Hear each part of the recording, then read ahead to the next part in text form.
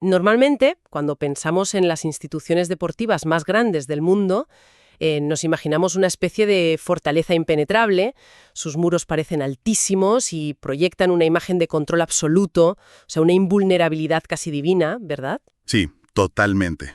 Como que el rey está en su trono y cada movimiento es parte de un plan maestro súper meticuloso. Exacto. Pero hoy hacemos un análisis a fondo, basado en unas filtraciones exhaustivas.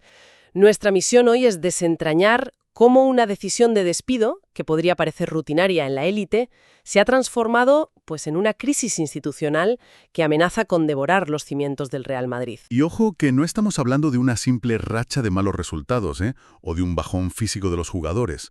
Lo que revelan estas notas es una fractura estructural grave. Vamos a analizar, digamos, la psicología del liderazgo justo en el momento en que la red de seguridad desaparece por completo. Eso es.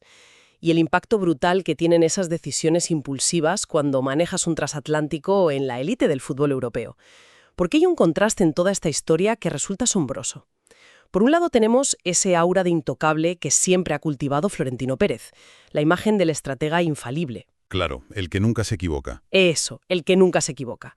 Y por otro tenemos un evento impensable que destapan estas fuentes, o sea, una llamada de emergencia pidiendo perdón y rogando el regreso de un entrenador, Xabi Alonso, al que él mismo había puesto de patitas en la calle hace apenas unos meses. Culpa sin precedentes, no ocurre en el vacío. Fue provocada por un colapso táctico en el césped que destruyó esa narrativa de control.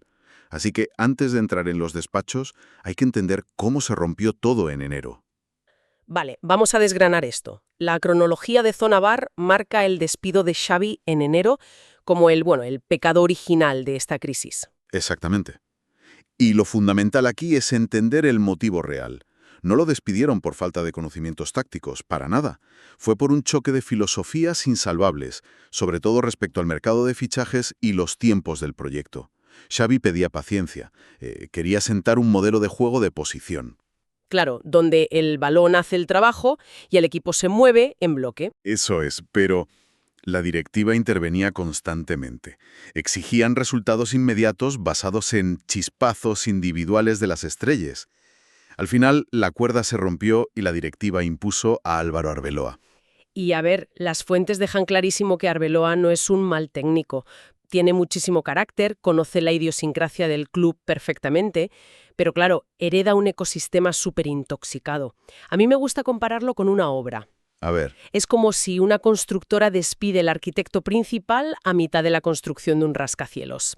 Tienes, no sé, la mitad de las vigas soldadas para un diseño muy específico y de repente pones al jefe de obra a intentar terminar el edificio sobre la marcha. cambiando los planos mientras el cemento está fresco, claro. Me parece una analogía buenísima, la verdad. Pero añadiría que en el fútbol hay un factor volátil extra. Y es que sus cimientos respiran y tienen ego. El vestuario no era cemento inerte. Ya eran jugadores.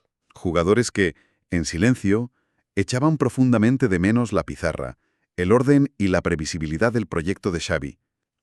Arbeloa llega intentando imponer su sello en un grupo que siente que le han quitado el mapa, y salir a navegar sin mapa en la élite es un suicidio. Totalmente. Y ese huracán de realidad fue el partido contra el Bayern de Múnich en los cuartos de la Champions. Un desastre táctico. Lo fascinante aquí es como un estadio que históricamente aplasta a los rivales como es el Bernabéu, con toda su mística. De repente presenció a un Bayern que ignoró esa mitología. Salieron a presionar altísimo desde el minuto 1, sin ningún miedo. Y desnudaron toda la improvisación táctica del equipo de Arbeloa. Un 1-2 devastador en casa. Pero es que, leyendo los detalles, lo que sorprende es la sensación de inferioridad constante. O sea, Luis Díaz marcando con una definición clínica, Harry Kane destrozando líneas por todas partes. Y la banda izquierda, madre mía. Uf, sí.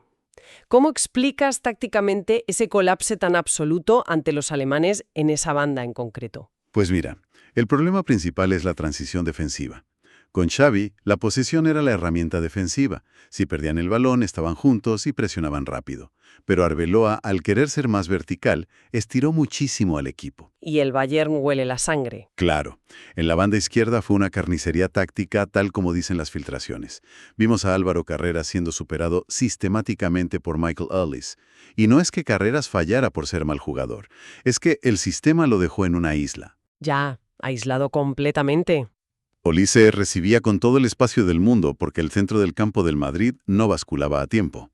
Carreras se comía unos contra unos a campo abierto constantemente, que es el escenario ideal para Olise. Y arriba, solo genialidades aisladas.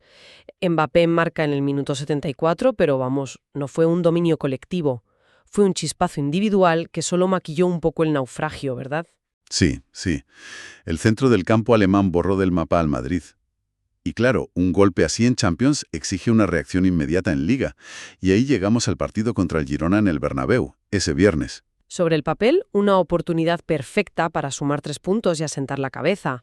Pero la alineación de Arbeloa olía a pura desesperación. Empieza a rotar pensando en la vuelta en Múnich. Deja fuera titulares indiscutibles, a Rüdiger y a Trent Alexander-Arnold. Y prueba ese experimento rarísimo. Exacto. Junta a Militao, Camavinga y Bellingham de una forma extrañísima. ¿Por qué cambiar la línea defensiva destrozó tanto el sistema? A ver, en el fútbol moderno, si quitas una pieza clave, el ecosistema entero se resiente. Al sentar a Rüdiger, Arbeloa quitó al único central capaz de corregir errores a campo abierto por su velocidad. Sin esa red de seguridad, la defensa reculó 10 metros por puro instinto de supervivencia. Y al recular tanto la defensa, pues supongo que el centro del campo queda completamente partido, ¿no? Ese es el tema. Se crea un latifundio enorme entre los centrales y los medios. Camavinga y Bellingham necesitan un bloque compacto para conducir el balón. Si la defensa está hundida, tienen que correr demasiados metros para presionar.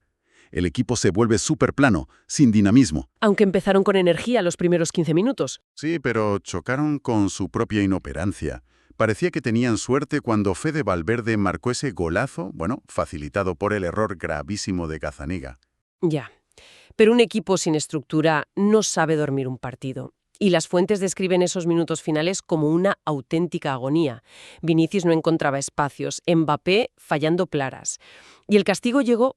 Lemar empata 1 con ese tiro cruzado, exponiendo esa defensa hundida. Y a partir de ahí, la nada. La nada absoluta. Las imágenes del final capturan el desastre. Mbappé sangrando por la nariz después de un penalti clarísimo en el 87 que ni el árbitro ni el VAR pitaron. Un esfuerzo agónico, pura frustración física, mientras Arbeloa estaba en la banda casi sin fuerzas. Con la Liga casi perdida y la Champions pendiente de un milagro en Alemania. Y ojo, el sonido del pitido final es clave aquí. Esos pitos ensordecedores del Bernabéu cruzaron el césped, subieron a los despachos y le reventaron en la cara al presidente. Ahí es donde entramos en el thriller psicológico. Me llamó muchísimo la atención, leyendo las notas filtradas, un detalle sobre la rutina de Florentino esos días. Un líder omnipotente, de repente, cambia drásticamente. Estaba súper callado, llegaba pronto, se iba tardísimo, cancelaba reuniones claves. Y solo escuchaba, fíjate. Eso es inaudito en él. ¿Qué significa ese nivel de silencio en la cúspide del poder de un club así? En una estructura tan jerárquica, el silencio del líder supremo da pánico a los subordinados. Florentino es el visionario inquebrantable, el que ve las tendencias del mercado antes que nadie. Cuando un líder así deja de dictar el rumbo y se calla, con una pesadumbre evidente, ¡buf! Es como admitir que todo se ha ido al garete, ¿no? Exactamente. No necesita emitir un comunicado. Su silencio es una admisión interna de culpa. Y el catalizador fue ver al estadio Fassini tras el empate contra el Girona. No los despidieron con ira pidiendo cabezas. Fue con frustración y pura resignación gélida. Y la resignación de la afición es el veneno que mata el valor de cualquier marca deportiva. Así que esa misma noche toma esa decisión histórica y marca el número de Xabi Alonso. Las filtraciones son súper precisas. No hubo eufemismos corporativos ni ofertas diplomáticas. Las palabras exactas fueron: Xavi, me equivoqué. Me equivoqué echándote y necesito que vuelvas. Por favor. A ver, aquí tengo que pararte y plantear una duda razonable. Yo me pregunto, ¿hasta qué punto esto es un arrepentimiento deportivo genuino. O sea, ¿de repente valora la salida a la volpiana de Xavi o estamos ante un ataque de pánico corporativo porque el club se precipita al vacío y pierden la narrativa? Si conectamos esto con el panorama general, es una disección muy buena la que haces. Seguro que ambas cosas se mezclan, pero el motor principal es el pánico corporativo. Florentino tiene terror de que los mercados, patrocinadores y jugadores vean que el club está improvisando. Claro, un transatlántico así no puede parecer reactivo. Desde luego que no.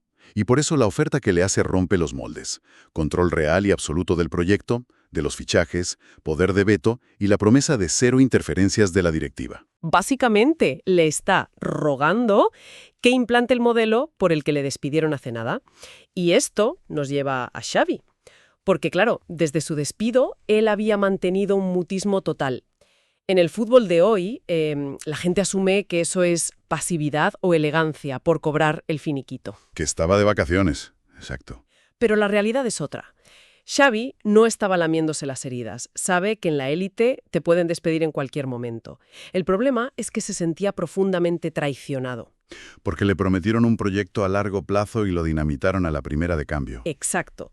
Su silencio era el de un analista diseccionando fríamente un accidente aéreo. No era un silencio de relaciones públicas. Y por eso su respuesta a esa llamada es tan demoledora. Cero rencor descontrolado, cero gritos, solo una calma que corta como un bisturí. Aquí es donde se pone realmente interesante. Yo lo veo como una relación tóxica, fíjate. Es como si alguien te deja bruscamente y meses después, cuando su nueva pareja es un desastre, te llama llorando para que vuelvas a arreglar su vida. Esa comparación es buenísima. O en términos de empresa, despiden a un CEO visionario, las acciones se hunden y le ruegan que vuelva para limpiar el marrón de la directiva. Pero Xavi está reevaluando fríamente el riesgo de inversión. Y las palabras exactas de su negativa son brutales. Le recuerda que al echarlo destruyó la confianza. Le dice, si hubiera confianza de verdad, no me habrías echado. Y luego remata, si vuelvo ahora, vuelvo a apagar un fuego. Y yo no quiero apagar fuegos, quiero construir algo. Buf, es que esa frase lo cambia absolutamente todo. Xavi sabe que si acepta, entra vestido de bombero, como un simple parche de emergencia para salvar la temporada y el orgullo de Florentino. Claro, y su modelo de juego requiere tiempo, automatismos, margen de error. No puede arriesgarse a que lo desmantelen otra vez. Al decir que no, protege su método, pero expone totalmente la fragilidad del club. Y ese no, no se queda guardado en un cajón. En la élite, los secretos vuelan. Las ondas expansivas llegan enseguida al vestuario de Valdebebas. Los jugadores, los representantes, todos se enteran de que Florentino intentó targar a Arbeloa. Y ese es el verdadero veneno. Imagínate, eres un futbolista de élite, a punto de saltar al Allianz Arena a remontar una eliminatoria de Champions. Y el entrenador que te da la charla es alguien que tú sabes positivamente que es un parche del que se querían deshacer hace 2 días. Menudo panorama. Entonces, ¿qué significa todo esto? ¿Cómo le pides a un jugador que se deje la piel en esas condiciones? Pues que reaccionan con una pérdida brutal de compromiso táctico. El sistema de creencias del vestuario se hunde. Para enfrentarte a un Bayern hiperfísico, necesitas obediencia ciega en la cadena de mando. Tienes que creer que tu entrenador tiene el respaldo total del club. Se huelen debilidad, se acabó. Totalmente. Si ven que el míster es un cadáver táctico, no van a sabotear el partido a propósito, pero ese 5% extra de intensidad, ese sprint agónico hacia atrás, se evapora. Y el daño reputacional va mucho más allá. Esto plantea un problema enorme de credibilidad frente a Europa. Agencias, directores deportivos, todos saben que el presidente suplicó y fue rechazado. El club está en un callejón sin salida. Esto plantea una pregunta importante sobre el futuro inmediato, porque la liga es casi imposible. El partido de Múnich pinta ejecución pública y la puerta dorada de Xavi está cerrada con candado por ahora. Es un jaque mate de manual, pero autoinfligido. Y para ir resumiendo lo que sacamos de estas filtraciones de Zona Bar, queda claro que el poder en estas élites no se sostiene solo con talonarios o con la intimidación de una directiva fuerte. ¿Qué va? Se sostiene con confianza, paciencia y respeto a los procesos, que son intangibles súper delicados. Y esto, para quienes nos escuchan, es aplicable a cualquier oficina o proyecto vital. El liderazgo es frágil. Si rompes la confianza por puro ego o urgencia, no hay disculpa que valga. Exacto. No puedes quemar tu propio proyecto, pedir perdón cuando el fuego te alcanza y esperar que crezca un rascacielos nuevo al instante. La autoridad, una vez que se agrieta por falta de coherencia, es casi imposible arreglarla con parches de última hora. Totalmente de acuerdo.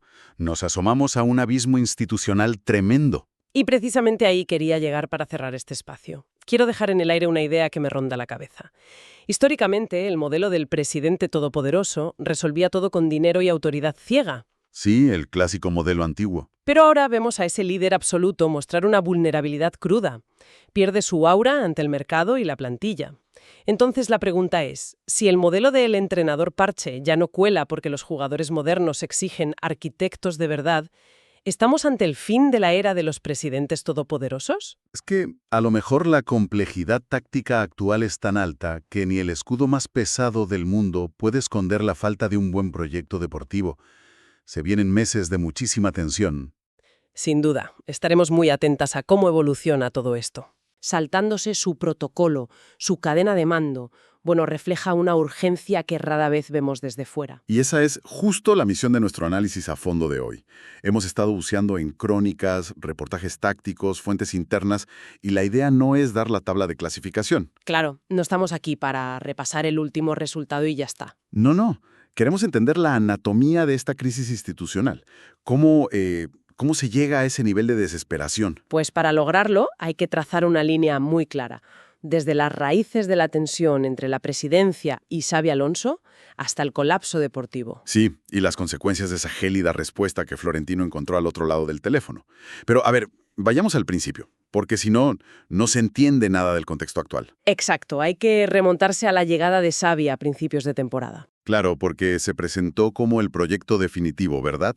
Un hombre de la casa, ídolo para la grada, y encima venía de arrasar en Alemania con un modelo hiperclaro. Era el matrimonio perfecto sobre el papel. Aportaba ese peso simbólico brutal, pero también una visión supermoderna de gestión, o sea, puro control posicional. Pero claro, Xavi no deja nada a la improvisación. Y ahí es justo donde empiezan las fricciones reales en los despachos.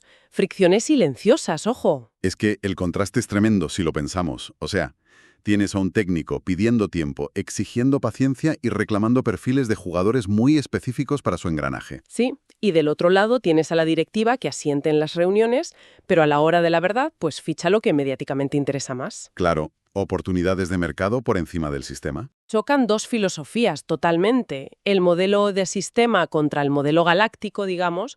Xavi necesita disciplina y automatismos. Y el club exige resultados ayer. Fíjate, es como si contratas a un ingeniero de altísimo nivel para diseñar un motor de precisión. Él te da los planos, tú firmas, y en plena construcción te pones a cambiar piezas por otras más brillantes que no encajan. Tal cual. Decides meter componentes gigantes que desequilibran todo. Exacto. Y cuando el motor empieza a fallar, en vez de asumir que has tocado el diseño, despides al ingeniero en enero y pones a un supervisor de tu confianza. Es una analogía perfecta. Y eso explica por qué destituir a Xavi y poner a Álvaro Arbeloa hizo tantísimo daño estructural. Claro, Arbeloa llega con el escudo tatuado, pero hereda una plantilla a medias. Una plantilla que, en el fondo, echaba de menos a Xavi. Se les pide de repente ganar con un fútbol más directo. Ese volantazo a mitad de año es letal. Y vaya si fue letal, porque esa onda expansiva oculta nos lleva directamente a la famosa semana trágica de abril. Menuda semana. El colapso en el campo no fue mala suerte. Si miramos la ida de cuartos de Champions contra el Bayern, perder 1-2 en el Bernabéu dejó sensaciones alarmantes. Es un caso de estudios sobre lo que pasa cuando pierdes tus automatismos. El Bayern no tuvo pánico escénico. Presionaron altísimo y le vieron las costuras al sistema de Arbeloa. Hay un detalle táctico que a mí me parece revelador. Más allá de los goles de Luis Díaz y Kane, lo de Michael Olise superando a Álvaro Carreras. Un castigo constante, sí. Sí, y no había red de seguridad. El gol de Mbappé en el 74 fue casi un espejismo. Totalmente. Ese duelo de Olise explica muchas cosas. El plan de Arbeloa dejó las bandas completamente desprotegidas y el Bayern detectó ese desequilibrio espacial y lo destrozó. Y con esa resaca de confusión llega el partido de Liga el viernes contra el Girona. Era vital, pero vimos unas decisiones rarísimas de Arbeloa. Tenía la cabeza en Múnich, está claro. La urgencia te nubla. Total. Mete a Militao, Camavinga y Bellingham a la vez, o sea, muchísimo músculo. Sí, puro físico, pero dejas a Güler en el banquillo. Descansan Rüdiger y Trent. Es un equipo para chocar, pero incapaz de gobernar el partido. Y aún así, ojo, marcan en el 50 por un zapatazo tremendo de Fede Valverde y un error de Gazzaniga. Pero en vez de controlar el juego después de eso, se hunden. El campo se les hace gigantesco. Inmenso. El empate de Lemar cae casi por inercia. Es que estaban fundidos mental y físicamente. Corrían detrás del balón en vez de hacer que el balón corriera. Y aquí llegamos al momento que para mí resume todo esto. Minuto 87. Penalti clarísimo sobre Mbappé, que acaba sangrando por la nariz. Y nada. Ya, la jugada sigue. Ni árbitro, ni VAR. Pero lo verdaderamente alarmante es el banquillo. Exacto. Cero reacción de Arbeloa y su cuerpo técnico. Apatía total. Ni energía para la indignación les quedaba. Eso es devastador, porque la falta de reacción ante una injusticia así, bueno, es el síntoma definitivo de desconexión. Transmites al campo que la batalla está perdida. A ver, pero yo te planteo una cosa aquí. Viendo esta sangría táctica y el caos organizativo, ¿podemos de verdad culpar a Arbeloa de esta crisis? Hombre, es una buena pregunta. O sea, ¿no es una víctima de un ecosistema imposible que creó la propia directiva en enero? Para ser justos, hay que separar cosas. No es que Arbeloa no tenga nivel o carácter táctico. El problema es heredar un grupo moldeado durante meses para tocar música clásica y pedirles heavy metal. Sin pretemporada ni nada, claro. Exacto.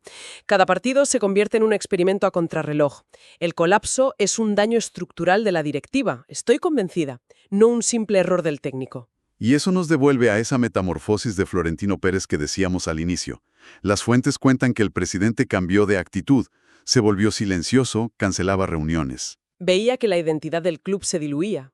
Y eso nos lleva al gran clímax. Noche del viernes, tras el partido del Girona. Florentino decide saltarse todos los filtros y llama directamente a Xabi Alonso.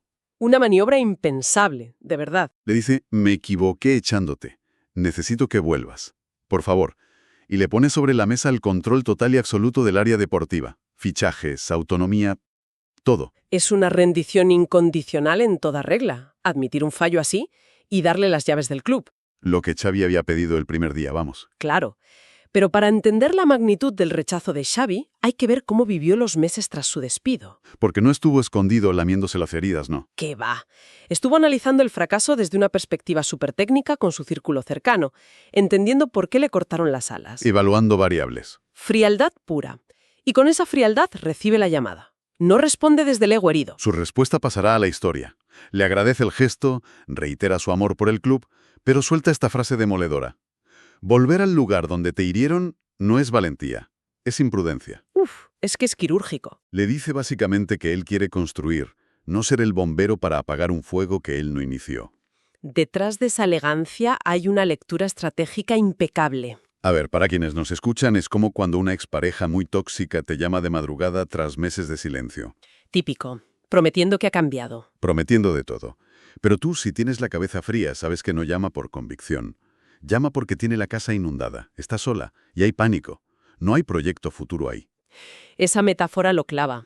Xavi le dice indirectamente, mira, si de verdad creyeras en mí, jamás me habrías cesado a la primera en enero. Claro. El que me llames ahora solo demuestra que tu barco hace aguas.